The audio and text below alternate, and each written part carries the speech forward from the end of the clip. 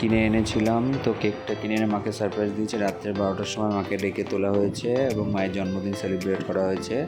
বন্ধুরা দেখো, ওই কেকটা আনার পরে মা খুব আনন্দ হয়েছে। আমি বাড়ির সকলকে ডাকলাম, ডেকে নিয়ে এসে আমি, বোন, আমার বাবা, আমার মিসেস সবাই একসাথে আমরা একটু সেলিব্রেট করলাম রাত্রেবেলায়।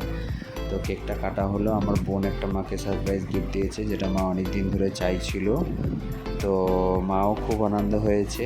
এই ব্লগটা আমরা রাত্রি 12টার সময় বানিয়েছি, একটু সারপ্রাইজ দিয়েছি, মাও খুশি হয়েছে, বাড়ির সবাই সকলে খুশি। মা কাটো। তো কেক সেলিব্রেট করা হলো এবং কেকটা কাটা হলো। হ্যাপি ভালো হলো, বার্থডে টু মানে ইউ। আশ্চর্য হয়ে গেছে।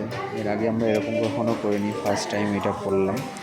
তো মাকে আনন্দ দিতে পেরে আমরা খুব খুশি। তোমরাও বন্ধুরা, মা বাবা সকলকেই এরকমভাবে আনন্দ দিতে থেকো, যাতে মা বাবা সবাই সকলে খুশি হয়। কেননা তারা তো সবসময় আমাদের জন্য করে, আমরা কিছু করলে মা বাবা তারা সকলেই খুশি হবে।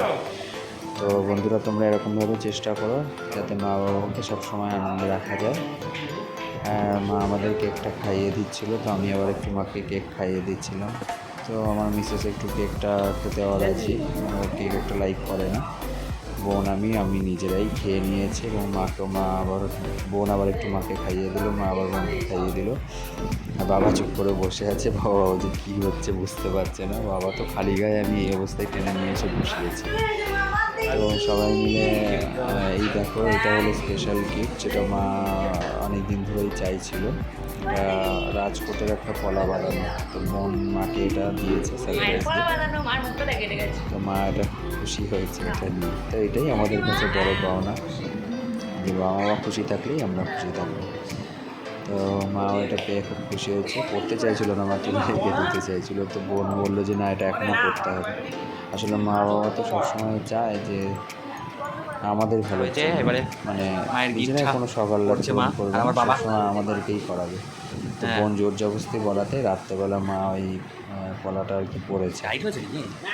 তো চাইছিল না পড়তে, আমরা বললাম যে না, এটা পড়ো, সবসময় পড়ে থাকবে। তারপরে এটা পড়লো, মা খুব খুশিতেই পড়েছে, খুব ভালো হয়েছে। তো বন্ধুরা বলো কেমন হয়েছে ব্লগটা। অনেক লম্বা ব্লগ হয়ে গেল, যদিও রাত্রেবেলা বানিয়েছিলাম। তো তোমরা লাইক কমেন্ট শেয়ার একটু করে দিও।